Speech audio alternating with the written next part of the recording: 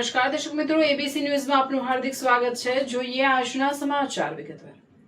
Deesa Bhildi highway પર truck પલટી મારતા મોટી જાનહાનિ ટળી હતી।